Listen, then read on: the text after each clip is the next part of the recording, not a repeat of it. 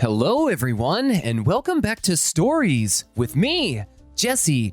Today's episode is yet another request, this time from Discord. Viewer Ash has suggested that I visit Reddit/tifu, or Today I F***ed Up, for some truly embarrassing stories ranging from silly to absolutely disgusting, so a general discretion may be advised. Let me know what you think of these stories in the comments, as well as any suggestions you might have that we may just use in a future installment. Brace yourselves for the boneheaded mistakes of others, cause we're getting started now. Our first story is titled, Today I Fudged Up by Forgetting I Was Already on Mute. This just happened today. I was on a Zoom call with my class this morning. Now, I haven't been up this early in a while, so I was really groggy. I put my camera off and muted myself because I really just wasn't arsed to put up with it. Then it happened. I felt a gurgling in my stomach, realized what needed to happen. I gotta break the wind. I had a plan. Mute myself, release the toxic gas, and unmute myself as if nothing happened. I clicked the mute button, let it rip, and unmuted myself again as if nothing happened. There was an eerie silence in the Zoom call. Then some people started giggling. I knew something was wrong. Then I realized my issue is where I fudged up. I was already on mute when I joined the call. When I muted again, I had actually unmuted myself. I was so tired I just didn't think about it. Everyone heard me free the beast. Everyone. It was like I had done it in an actual class. I was mortified and immediately left and haven't joined back. I'm expecting an email from my teacher on the issue, but I'm not sure he really wants to. I'll update if he does. Everyone watched me, out of the blue, unmute myself, cut the cheese, and then mute myself again. This is the worst thing to happen to me throughout lockdown. TLDR, I was tired and needed to fart in a Zoom call. I unmuted myself thinking I had muted myself and farted in front of my whole class. Talk about embarrassing. At least farting was all you did. And although this is quite a funny story, farts happen and are completely natural. Just make sure to double check that mute button next time you're online, although I suppose the damage has already been done. Moving on, our next story is called, Today I Fudged Up by Thinking I Could Sunbathe on the Roof. This happened 5 minutes ago. My room is a sort of mother-in-law suite, really cute, with windows that face the street. Right underneath my bay of 4 windows is a slanted roof, and the sun hits it all day. I've been a bit stir-crazy, as one might imagine, so today I thought I might go be that person that enjoys a tan and a beer on their roof. I might add that I, 34 female, was a child during Clarissa and Blossom, where various forms of rooftop, stairwell, cozy nook chillin' was name of the game. I should have thought, it's hard to even get out of the window feet first. Perhaps this is a bad idea. But no, I simply brace myself on the interior molding. Perhaps I should have thought, even my outdoor thirsty cats never try to go out there. But no, they probably just didn't see any birds landing, so it wasn't motivation enough. How about, I can't seem to flatten my feet on the sloped surface despite ample texture and being of a good height. Must just be my angle of exit. So, I invest myself in this damn exercise fully and shove the rest of my body through the window. I immediately think I should document my success to my friend and go take a selfie, resulting in throwing my phone boldly from my hand and blessedly back through the window as I scrambled for support, skidding to a stop just before the gutters. It was like the GD Lion King, y'all. The classical musical swelled as I slammed each of my quarantine grown and raised claws into the shingles of my sunny roof, hauling towards the now, in retrospect, teeny tiny ass window. Finally, my white knuckles grabbed the sill, jeans torn, ankle bleeding. I began shouting for the roommates. Roommates! Scar. Roommates! Brother! Help me! It took 10 minutes of kicking and clawing for one to hear me over their headphones and haul me in. I tried to explain myself, but when you're in your 30s dangling from your window and your near 40-year-old roommate is facing you down, all you can say is, I'm sorry I tried to be Ashton Kutcher or some shit, and quietly ice your wounded ankle. TLDR. Thought I'd be like my cool 90s tween heroines and jauntily enjoy the sunshine from my roof. Nearly died. Clawed to safety. Never again. I live in shame. Wow. I can't say that I've never tried to climb up on the roof before. Tried it once at a house party and almost fell to my doom. I'm sure some people have easier access to their rooftops, and it does sound pretty pleasant to lay up there, but I'm pretty hesitant to try it again after my experience. Glad you made it back in all right. Eventually. Moving on, our next story is titled, Today I Fudged Up by Trying to Do Laundry and Accidentally Giving My Cat a Wild Ride. This was yesterday. My husband is normally the one to handle laundry since he cares about wrinkles and I don't. But with quarantine and his depression and getting lost in Civ 6 and Crusader Kings, laundry was getting pretty bad. Got a load washed, and when I went to put it in the dryer, I just plopped it on top of the remains of the last load. The door to the dryer was open so the light wasn't on in the drum. Turn it on and hear a thunking. I walked away thinking it was just a weird artifact of the mix of wet and dry clothes. I go into the kitchen and make lunch, but the thunking continues. It's been maybe 5 minutes. Nothing should be thunking, so I debate between ignoring it and the thought that what if Tika was asleep on the laundry when I filled it? Nah, couldn't be that, but I couldn't shake the thought and it really shouldn't have been thunking. So I go to check it out, only to find my poor 15-year-old cat in the dryer. It hadn't occurred to me that she would be in there since I normally put clothes in an empty dryer. Baby girl was so scared and panting when I fished her out. We got her calmed down and cooled off. Thank God I checked on it so she was only in there for a few minutes. She seems to be okay since the dryer was very full. Not a lot of spare room to be knocked around. And she had an e-collar on for a scratch on her paw that she won't leave alone, so her head would have had some protection. She's just moving like a sore old lady, but I'm keeping a very close eye on her just in case she has some internal injuries. I feel so bad about it not occurring to me to check for her when I put the laundry in the dryer. It's not like this is a new habit for her. Hubby often opens the dryer door for her expressly to sleep on the laundry. TLDR, always check for pets when loading your laundry machines, if you have one that might fit in it. Edited to add, vet checked her out this morning and says she is fine. Oh my God, I can already see viewer Bonnie Scott typing up her thoughts in the comments. This kind of thing is so horrible, and you are incredibly fortunate that this didn't severely injure your cat, or worse. Good call taking her to the vet to be safe. But what do you guys think, and has something similar ever happened to you? I'd love to know in the comments below. Our next story is titled, "Today I fudged up by taking the wrong medicine and almost killed myself." This literally happened to me just a few hours ago. So I was having menstrual cramps and I couldn't find the medicine I usually take.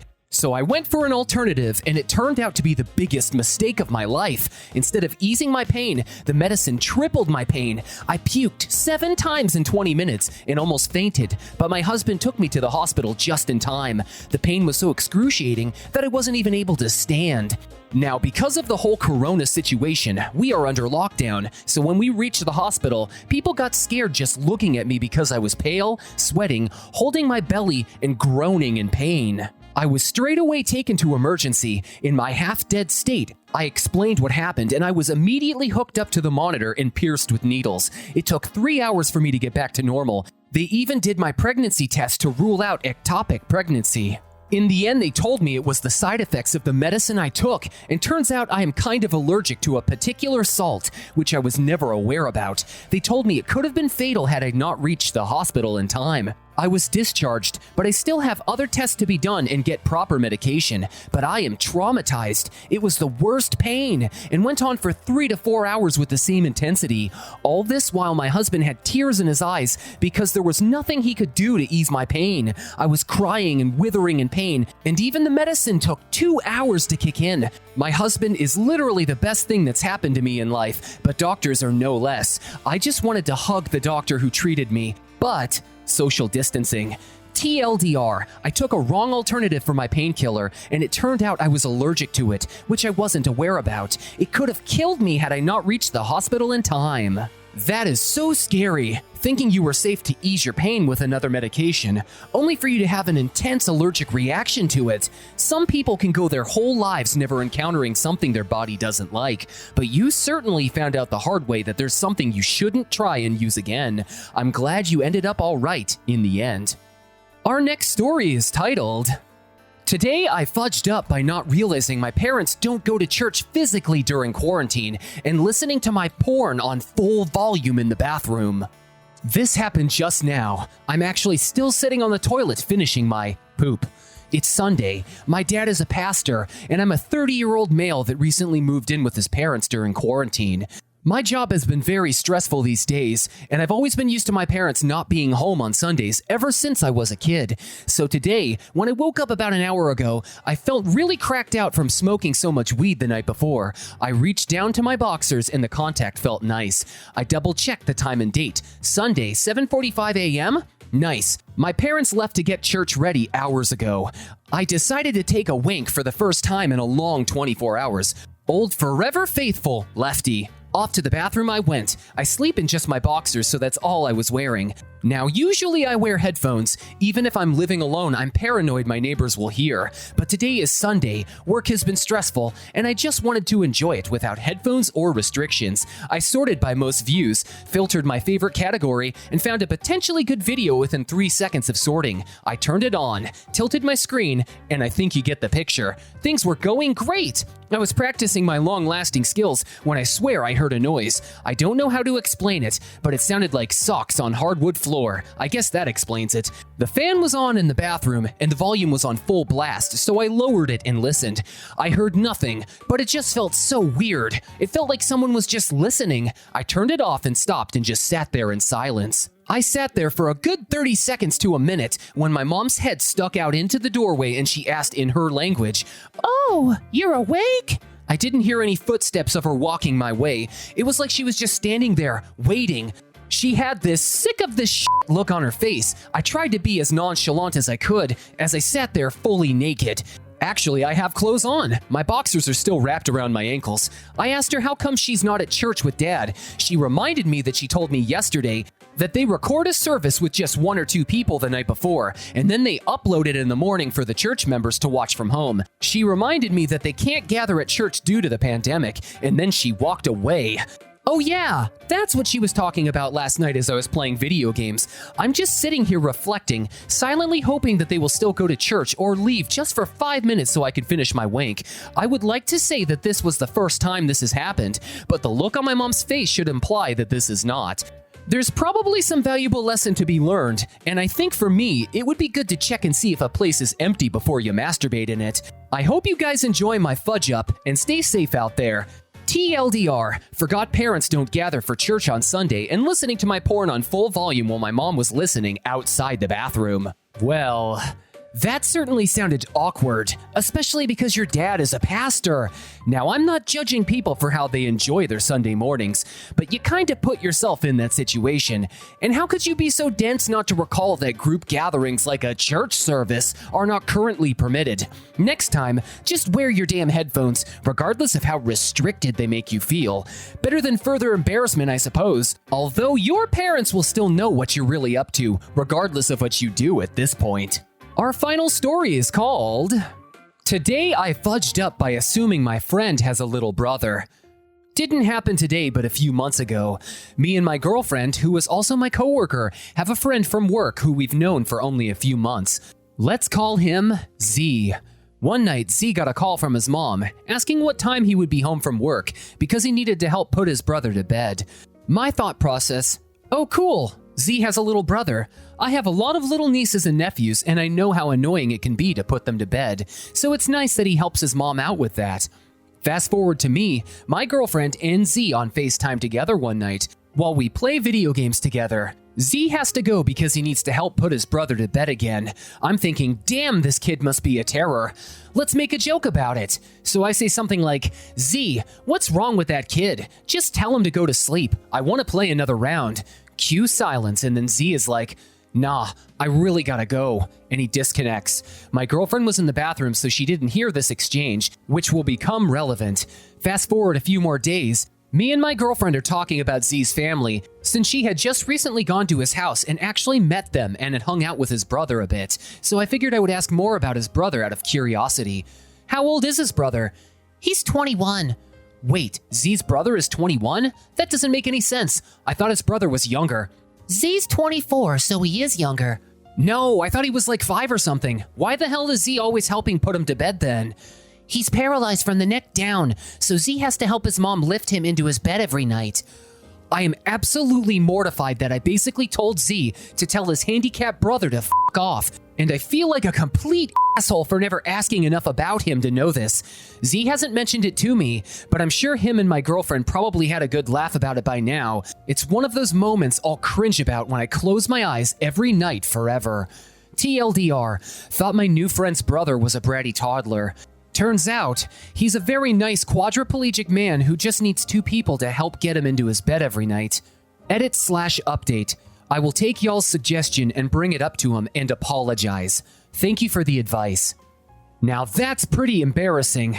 I guess your conversations might have been just vague enough to lead you to assume his brother was just a little kid and not someone who needs extra help. While I probably would have made similar assumptions, if he's your friend, you probably should have asked a little about his family for clarification. And I would definitely apologize because, deliberately or not, you probably came across as a little insensitive. I would love to know what all of you think of this particular subreddit, and thanks again to viewer Ash for suggesting that I look into it. Anyways, that's about all the time we have for today, ladies and gentlemen. Thank you once again for tuning in with me, Jesse. Don't forget to like, comment, and subscribe for more content, and check out what other stories I have for you. I hope each and every one of you has a great day ahead. Just try and think about what you do, at least briefly, before you decide to do it. Embarrassing things happen all the time, but hopefully nobody gets hurt in the process. I'll catch you in the next one.